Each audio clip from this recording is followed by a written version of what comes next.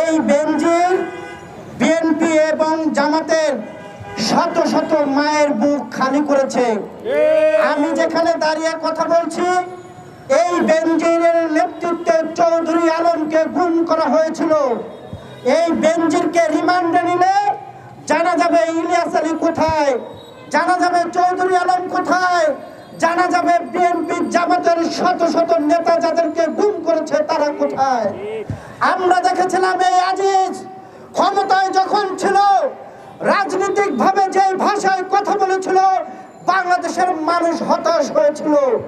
আজকে এই দুর্বৃত্তায়ন, এই ক্ষমতার অতি উৎসাহিত পুলিশ কর্মকর্তারা যেভাবে বাংলাদেশের মানুষকে মেরেছে, গুম করেছে, খুন করেছে, লুটপাট করেছে, তাদের সকল আমলনামা বাংলার জনগণের কাছে আছে। ভয় পাওয়ার কিছু নেই। বাংলাদেশের জনগণ এদের বিচার করবে এবং এই অতি উৎসাহী কর্মকর্তাদের আত্মীয় স্বজন কে কোথায় থাকে সকল আমানত এই জনগণের হাতে আছে। ইনশাআল্লাহ বিচার হবে।